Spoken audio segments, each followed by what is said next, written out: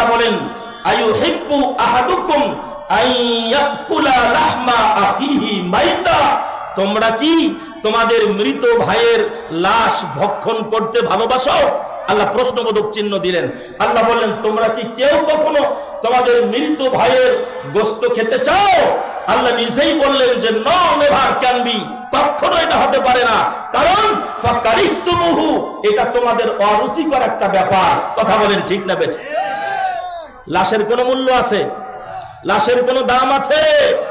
একটু আগেই ছিল দরবেশ বাবা কোটি কোটি টাকার মালিক, যখন পালিয়ে যাওয়া শুরু করলো আমার ভাড়া সে দাড়ি একদম ক্রিম সেভ করলো, করার পরে একদম ফকিরের মতো বসে আছে।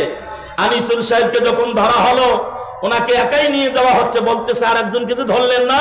বলে ওটা কে? বলে ওইটাই তো হাজার হাজার কোটি টাকার বিজনেস করে বাংলাদেশের মানুষের ভাগ্যকে শূন্যের কোঠায় নিয়েছে, ওর নাম হলো কি জানো? সালমান এফ রহমান। বলতেছি এটা? বলে হ্যাঁ। বলে দাড়ি কই, ক্ষমতা কই, টাকা কই? বলে সব শেষ, এখন ফকিরের বেশ ধারণ করেছে। সম্মানিত ভাড়া আমার, ও বন্ধুরা আমার, এই মানুষটা কোটিপতিটাও সে যখন লাশে পরিণত হয়, স্ত্রী বলে ঘর থেকে বের করে দাও, ছেলেরা বলে বাহিরের আঙ্গিনায় যে বারান্দা করা আছে ওখানে নিয়ে রাখো, আরেক ছেলে এসে বলে না ভেতরে লাশ রাখা যাবে না, আমাদের ভয় হয়। ওই যে বাড়ির উঠানে একদম বাহিরের দিকে একটা টিনের চালা আছে, আব্বার লাশটা ওখানে স্থানান্তরিত করা হোক। তার মানে লাশের কোনো মূল্য আছে? লাশ একটু বেশিক্ষণ থাকলে দুর্গন্ধময় হয়, পচে যায়, একদম বিশ্রী একটা গন্ধ আমাদেরকে উপহার দেয়, এটা আমাদের কাছে অরুচিকর। সম্মানিত ভাই আমার, আল্লাহ বলেন ফাকারিতুমু, এটা তো তোমরা পছন্দ করবা না, এটা তোমাদের কাছে গ্রহণযোগ্যতা পায় না, এটা তোমাদের কাছে অরুচিশীল। সুতরাং এই লাশটা যেমন তোমাদের কাছে অরুচিশীল, এটা যেমন তোমরা পছন্দ করো না, ঠিক তুমি যখন কোন মানুষের বিরুদ্ধে তার অজান্তে, তার বিপরীতে, তার অনুপস্থিতিতে তুমি যখন তার বিরুদ্ধে বক্তব্য দাও, কথা বলো, এটা গীবতে পরিণত হয়।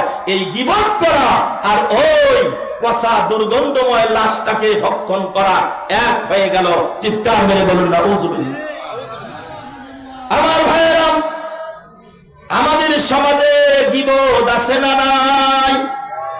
আমাদের মাঝে গীবত আছে না নাই? ও বন্ধু, এক শ্রেণীর মানুষ চায়ের দোকানে বসে 5 টাকার চা নিয়ে বারবার ঠোঁটের মাঝে লাগায় আর বলে শুনছনি অমুকের মেয়েটা তো পালিয়ে গেছে। ঠিক না বেঠিক? গীবত করতে টাকা লাগে না, ইচ্ছে মতো মন যতক্ষণ চায় গীবত করতেই আছে। এটা আমাদের একটা ব্যাড হ্যাবিট হয়ে গেছে, বদ অভ্যাস হয়ে গেছে, খারাপ বিহেভে পরিণত হওয়ার কারণে আজ জাতি লাঞ্ছিত, বঞ্চিত, অপমানিত শিকার। কথা বলেন ঠিক না বেঠিক? সম্মানিত ভাই আমার, আপনি যদি ওনাকে প্রশ্ন করেন, ভাই আপনি যে ধারাবাহিক ভাবে একদম শিডিউল মেইনটেইন করে আপনি যে তার বিরুদ্ধাচরণ করছেন, আচ্ছা বলুন তো এতে আপনার ফায়দা কি? উনি কিন্তু বলতে পারবে না তার ফায়দা কি। আমি ক্যালকুলেশন করে দেখেছি অনেকবার যে এটার 2টা ফায়দা। একটা ফায়দা হলো যে ব্যক্তি একজনের বিরুদ্ধে বক্তব্য দিচ্ছে, উনি মনে করতেছেন যে মানুষ বুঝি আমাকে বড় জ্ঞানী মনে করতেছে, আমাকে বুঝি মানুষ অনেক হাইলাইট করতে চাচ্ছে, বা হাস্যোজ্জ্বল চেহারায় আমার ভাইরা এটা সে হাস্যরসাত্মক হিসাবে প্রমাণ করতে চায়। এই 2 কারণ ছাড়া, সময় কাটানো ছাড়া গীবতের কোনো ফজিলত নাই, বরং এটা আল্লাহর নাফরমানি কাজ, এটা বড় একটা হারাম কাজ, এটা গুনাহের কাজ, জাহান্নামে যাওয়ার উপযুক্ত একটা কাজ। ও মুসলমান, এজন্য আমাদেরকে গীবত সম্পর্কে ধারণা রাখা লাগবে কি লাগবে না? লাগবে। এবার আসুন গীবত অর্থ কি? অবিদান বেত্তাবান গীবতের 3টা অর্থ করেছেন। জোরে বলেন কয়টা অর্থ? 3টা অর্থ তারা করেছেন। 1 নাম্বার অর্থ হলো আমার ভাইরা পরনিন্দা করা, 2 নাম্বার অর্থ হলো দোষ চর্চা করা, 3 নাম্বার অর্থ হলো একজনের দোষ অন্যজনের কাছে খুলে বলা। পারিভাষিক অর্থে এই গীবতের যে অর্থ কিতাবের মধ্যে করা হয়েছে তা হলো এই, একজনের দোষ ত্রুটি অন্যের কাছে ইনিয়ে বিনিয়ে বর্ণনা করাকেই গীবত বলা হয়। বলুন নাউযুবিল্লাহি মিন যালিক। আর জোরে বলুন নাউযুবিল্লাহ। সম্মানিত ভাইরা আমার, রাসূল করিম সাল্লাল্লাহু আলাইহি ওয়াসাল্লাম আজ থেকে ১৫০০ বছর আগে গীবতকারীদের ব্যাপারে সাহাবায়ে কেরামদের সামনে কি বক্তব্য তিনি তুলে ধরেছেন আমি আপনাদের সামনে শুধু নকল করে বলে যেতে চাই। হযরতে আবু হুরায়রা রাদিয়াল্লাহু তাআলা আনহু বর্ণনা করেছেন, নিশ্চয়ই রাসূল করিম সাল্লাল্লাহু আলাইহি ওয়াসাল্লাম সাহাবীদের সামনে একদিন প্রশ্ন ছুড়ে দিলেন, আরে সাহাবীরা, তোমরা কি জানো গীবত কি? সাহাবীরা বললেন, ইয়া রাসূলুল্লাহ, আল্লাহ এবং তার রাসূল এ সম্পর্কে অনেক ভালো জানেন। সুবহানাল্লাহ বলে। আমার ভাইয়েরা, নবীজি এবার জবাব দিলেন, কোন দিনী ভাইয়ের সমালোচনা করা এটাকে বলা হয় গীবত। কোন মানুষের সমালোচনা করা, বিশেষ করে দ্বীনি পরিবেশে বেড়ে ওঠা কোন মানুষের সমালোচনা করাকে গীবত বলা হয়। আমার ভাইয়েরা, নবী করিম সাল্লাল্লাহু আলাইহি ওয়াসাল্লাম এই বক্তব্য দেওয়ার সাথে সাথে সাহাবীরা জানতে চাইলেন, ইয়া রাসূলুল্লাহ, আমরা যদি কারো মাঝে ওই দোষটা খুঁজে পাই তাহলে কি বলতে গেলে এটাও গীবত হবে? আমার নবী বলেন, সাহাবীরা রে, কোন মানুষের ভিতরে যদি তোমার মুখ দিয়ে বলা কথা অনুযায়ী দোষটা খুঁজে পাওয়া যায় তাহলে এটা গীবতে পরিণত হবে। আর যদি ওই দোষটা কোনো কারণে তার ভিতরে পাওয়া না যায় তাহলে এটা তোমার দ্বারায় ওই মানুষটার পক্ষ থেকে মিথ্যা অপবাদে পরিণত হবে। আমরা ইচ্ছায় অনিচ্ছায় হাসাতে গিয়ে, কাঁদাতে গিয়ে, ফায়দা লুঠাতে গিয়ে একে অন্যের বিরুদ্ধে আমরা ভাইরা লাগিয়ে দেই। এই কথাটা ১৫০০ বছর আগে আমার নবী নিষেধ করেছেন। কথা বলেন ঠিক না বেঠিক? গীবতের হুকুম কি? গীবতের হুকুম হলো, আল্লাহ যেহেতু কোরআনুল কারীমের সূরা আল হুজরাতের ১২ নম্বর আয়াতের তৃতীয় লাইনে এটাকে তুলে ধরেছেন, নিষেধ করেছেন, ওয়ালা তাবাদুকুম বাদা। এই বক্তব্য যেহেতু তিনি তুলে ধরেছেন, কোট করেছেন, এই আয়াত অনুযায়ী গীবতকে সর্বসম্মতিক্রমে মুফাসসিরিনে কেরাম এটাকে হারাম ঘোষণা করেছেন। ঠিক না বেঠিক? আল্লাহ যেটা নিষেধ করেন সেটা কি হয়ে যায়? এটা হারামে পরিণত হয়ে যায়। সম্মানিত ভাইরা আমার, রাসূল করিম সাল্লাল্লাহু আলাইহি ওয়াসাল্লাম এই গীবত সম্পর্কে যে বক্তব্য দিয়েছেন তা হলো, লা তাগতাবুল মুসলিমুন, কোন মুসলমানের গীবত করা হলো হারাম, নাজায়েজ। আল্লাহু আকবার বলে। সম্মানিত ভাইরা আমার, রাসূল করিম সাল্লাল্লাহু আলাইহি ওয়াসাল্লামের প্রিয় সাহাবী আব্দুল্লাহ ইবনে আব্বাস রাদিয়াল্লাহু আনহুমা বলেন, মহান আল্লাহ রব্বুল আলামিন মুমিন ব্যক্তির যে কোনো গীবত করা হারাম ঘোষণা করেছেন, যেরূপ মৃত প্রাণী খাওয়া মুসলমানদের জন্য হারাম। যে কোনো ধরনের গীবতকে হারাম করা হয়েছে। মুসলমানদের জন্য মৃত প্রাণী খাওয়া যেমন হারাম, এরকম হারাম হলো গীবত করা। সম্মানিত ভাইরা আমার, রাসূল করিম সাল্লাল্লাহু আলাইহি ওয়াসাল্লাম বলেন, ইযা মাতা আহাদুকুম ফাদউহু ওয়া লা তাকউ ফি। আল্লাহু আকবার। নবী করিম সাল্লাল্লাহু আলাইহি ওয়াসাল্লাম বলেন, কেউ যখন মৃত্যুবরণ করলে তাকে ছেড়ে দাও। তার মানে হলো তার ব্যাপারে তার দোষগুলি আর চর্চা করা যাবে না, তার গীবত করো না। এটা হলো আবু দাউদ শরীফের হাদিস। হাদিসের মান হলো হাসান। আমার ভাইয়েরা, আবু দাউদ শরীফের অপর বর্ণনায় এসেছে, মৃত্যু ব্যক্তির গুণগুলো আমাদেরকে আলোচনা করতে বলা হয়েছে, মৃত্যু ব্যক্তির দোষগুলো গোপন করে রাখতে বলা হয়েছে। আমাদের অভ্যাস হলো কেউ যদি মারা যায় আর তার কথা যদি আমাদের কর্ণকুহরে পৌঁছে যায়, তাহলে আমরা যতটুকু পারি ওর বিরোধিতা করতে থাকি। কথা বলেন ঠিক না বেঠিক? অথচ ১৫০০ বছর আগে মৃত্যু ব্যক্তি সম্বন্ধে তার দোষগুলি আলোচনা করতে মুসলমানদেরকে নিষেধ করা হয়েছে, আর তার গুণগুলি আলোচনা করতে আদেশ করা হয়েছে।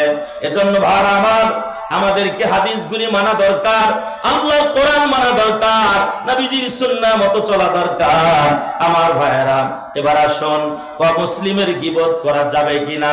অমুসলিমের গীবত কোনোভাবেই করা যাবে না। কোন অমুসলিমের নাম ধরে ব্যক্তিগতভাবে কারো বিরুদ্ধে বক্তব্য দেওয়া যাবে না, তবে সামগ্রিকভাবে তাদের দোষ ত্রুটিগুলি আলোচনা করা যাবে।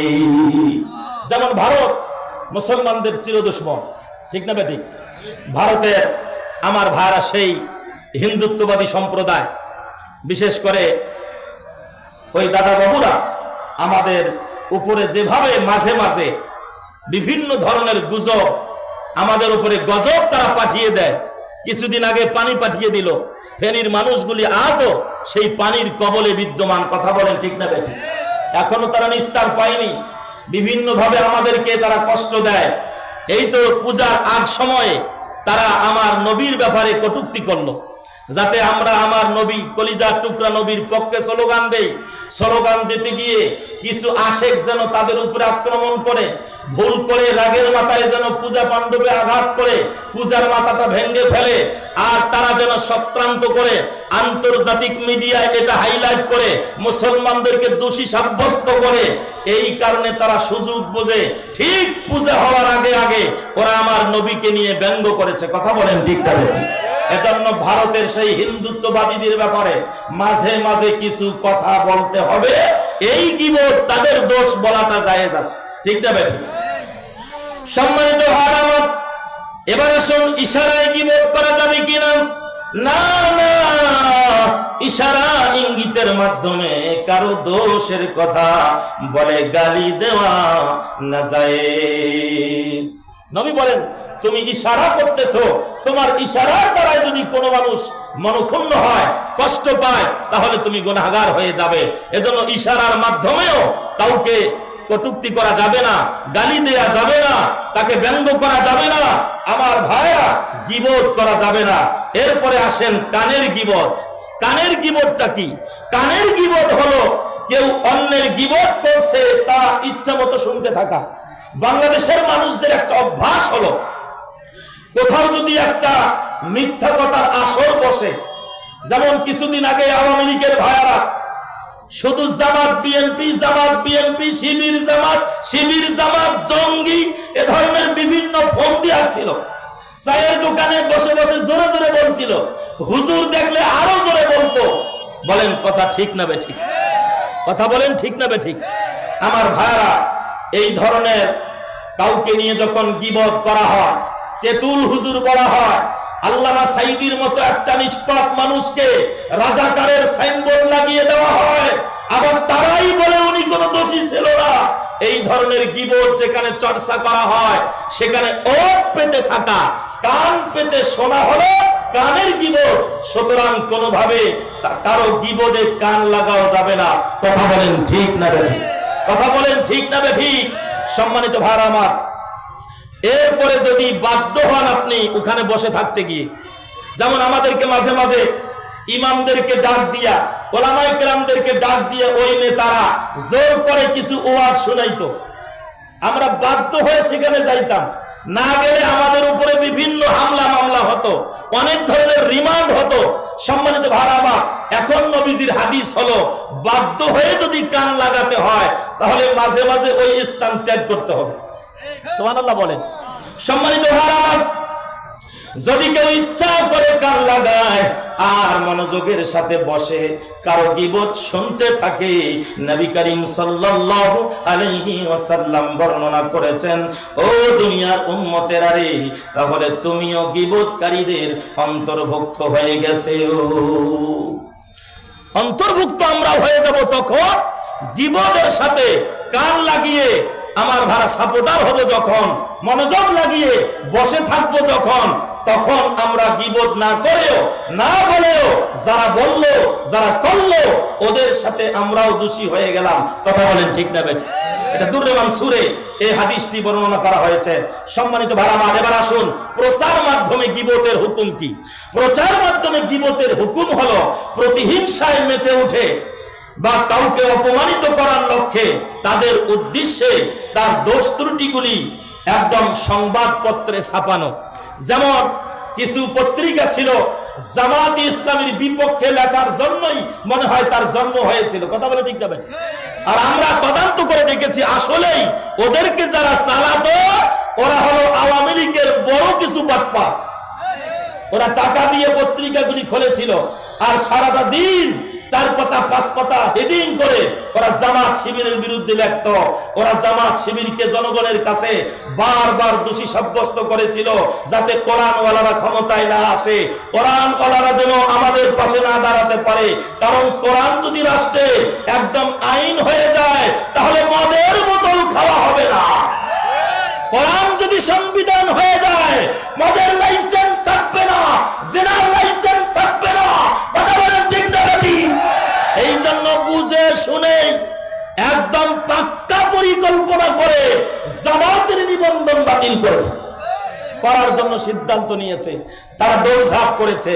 আল্লাহ বলে হুয়াল্লাযী আরসালা রাসূলাহু বিল হুদা ওয়া দীনিল হক লিইয়ুযহিরাহু আলাদ দীনি কুল্লি ওয়ালাউ কারিহাল কাফিরুন ওয়ালাউ কারিহাল মুশরিকুন ওয়া কাফা বিল্লাহি শাহীদা। আমি তো এস্টাবলিশ করার জন্য, স্থাপন করার জন্য শক্ত খুঁটির মতো 2টা জিনিস পাঠাইছি। একটার নাম আমার নবী মুহাম্মদুর রাসূলুল্লাহ, পূর্বের নবী রাসূলেরা, আর তাদের উপরে কিতাব, সর্বশেষ কিতাব মুহাম্মদুর রাসূলুল্লাহর উপরে নাজিল করা মহাগ্রন্থ আল কোরআনুল কারীম। কথা বলেন ঠিক না বেঠিক? এটা কাজ কি? ওরা যতই না চাক, ওরা যতই অন্ধকার করে রাখুক, ওরা যতই না চাক, কোরআন ইসলামী আন্দোলনের মাধ্যমে সংসদের সংবিধানে চলে আসুক। সংসদে আল্লামা দেলোয়ার হোসেন সাইদির মতো এক একটা চেয়ারে আল্লাহর প্রিয় বান্দারা বসুক। আমার আজকের সভাপতির মতো আমার ভাইরা আলমগীর হোসেন সাহেবের মতো মানুষ এমপি হয়ে ওই চেয়ার দখল করুক। ওরা যতই না চাক, আল্লাহ বলেন লিইয়ুযহিরাহু আলা দীনি কুল্লিহি।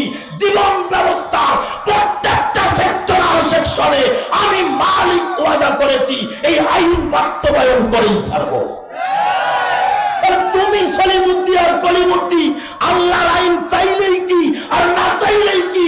তুমি তো চেষ্টা করে দেখেছো, আমরা বারবার বিজয় হয়েছে। কথা বলেন ঠিক না বেঠিক? সম্মানিত ভাই আমার, প্রচার মাধ্যমে গীবত করার হুকুম হলো কাউকে হ্যায় প্রতিপন্ন করার লক্ষ্যে, কাউকে লাঞ্ছিত অপমানিত করার জন্য কোনোভাবে সংবাদপত্রে কোনো কিছু লেখা যাবে না। বর্তমান সবচাইতে বড় বেকায়দা হলো ফেসবুক। সবচাইতে বড় বেকায়দার জিনিস কি? ফেসবুকে যে পরিমাণ অন্যের দোষ চর্চা করা হয়, আমি ক্যালকুলেশন করে দেখেছি। আবারও ইতিপূর্বে যতগুলা পত্রিকায় ইসলামের বিরুদ্ধে বক্তব্য দেওয়া হয়েছে, আমার ভাড়া স্যাটানিক ভার্সেসের মতো যত বই তৈরি করা হয়েছে, আমার ভাড়া লেখিকা বেয়াদব তাসলিমা নাসরিনের যত বই রয়েছে, এর থেকে 1000 গুণে বেশি ফেসবুকে অন্যের দোষ চর্চা করার সংখ্যা। কথা বলেন ঠিক না বেঠিক? এজন্য আমি আজকের মাহফিল থেকে একটা মাত্র মেসেজ দিয়ে যেতে চাই। এতক্ষণ যা বলেছি যদি কোনোটাও ভালো না লাগে, একটা কথার আমল নিয়ে যাবেন আমার কাছ থেকে। সেটি হলো ফেসবুকে আপনি মুফতি সাহেব হয়ে খবরদার কোনোভাবে কারো দোষের পক্ষে লাইক দিবেন না, কমেন্ট করবেন না, পোস্ট করবেন না। কথা বলেন ঠিক না বেঠিক? কথা বলেন ঠিক না বেঠিক? সম্মানিত ভাই আমার, এবার আসুন গীবতের পরিণামটা কি হবে। আমার ভাইয়েরা, 1 নম্বর পরিণাম হলো নেকিগুলি শূন্য হয়ে গুনাহ বাড়তে থাকবে। কাল কঠিন কিয়ামতের ময়দানে আল্লাহ রাব্বুল আলামিনের সামনে বান্দা বান্দীগুলি উপস্থাপন করবে, মালিক আমি তো অনেকগুলি নামাজ পড়েছি, রোজা রেখেছি, ইয়ানত দিয়েছি, ইসলামী আন্দোলনের কর্মী ছিলাম। ও মালিক, আমার নিজের জায়গায় মসজিদ বানিয়ে দিয়েছি, মসজিদে নামাজ পড়েছি, ফজরের সময় ঠান্ডা উপেক্ষা করে জামাতে নামাজ পড়েছি, এতগুলা আমল করলাম। আমার ভাইরা, শেখ হাসিনার মতো মিথ্যা অপবাদ দিল জাতির সামনে। আমি তাহাজ্জুদের নামাজ পড়ি, কোরআন পড়ি, আমার বাড়িতে যায় নামাজ আছে, কোরআন আছে। আমরা ভিডিও ফুটেজ দেখলাম, আমার ছাত্র ভাইরা, আমার শিবিরের ভাইরা, আমার যুবক ভাইরা, আমার ভাড়া জনতা যখন বঙ্গভবন থেকে তার বাড়ি থেকে সবগুলি যখন ছিনিয়ে নিয়ে আসলো, একটা খোলা কোরআন শরীফও পাওয়া যায় নাই, একটা জায়নামাজও পাওয়া যায় নাই, তাহাজ্জুদের কোনো জায়গা খুঁজে পাওয়া যায় নাই। চ্যালেঞ্জ করে বললাম, আজকে নতুন করে ভিডিও সার্চ দিবেন আবার, যে আসলে রুহুল ইসলাম সুজা হুজুর কি বললো, এটা একটা কোরআনও পাওয়া যায় নাই। আল্লাহর কোরআন হাতে নিয়ে বলছি না, পাওয়া যায় নাই। একটা কোরআন শুধু পাওয়া গেছে, ওই কোরআনটা কোন একটা কোরআনিক সংস্থা তাকে নিউ ব্র্যান্ডের একটা বাধাই করা কোরআন দিয়েছিল, ওইটা শুধু তিনি নিয়ে সেলফি উঠায় রেখেছে, একদিনের জন্য প্যাকেট খুলে উনি পড়ে নাই।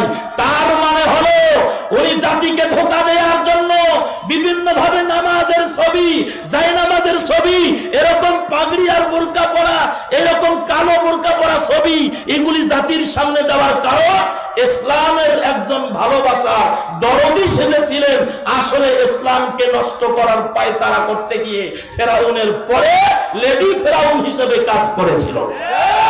কথা বলে ঠিক না ঠিক? সম্মানিত ভাই আমার, নেকি শূন্য হয়ে গোনা বাড়তে থাকবে। ওই দিন আমলকারীরা আল্লাহকে বলবে, আল্লাহ এত কিছু করলাম, আমার আমল গেল কোথায়, আর গোনা এত বেশি কেন? আল্লাহ নিজের মুখে জবাব দিবেন, ও বান্দা শোনো, আমার একজন বান্দার ব্যাপারে তুমি মিথ্যা অপবাদ দিয়েছিলে, রাজাকার বলেছিলে, যুদ্ধ অপরাধী হিসেবে 12টা বছর 13টা বছর জেলখানার অন্ধকার প্রকোষ্ঠে রেখেছিলে, আয়না ঘরে রেখেছিলে।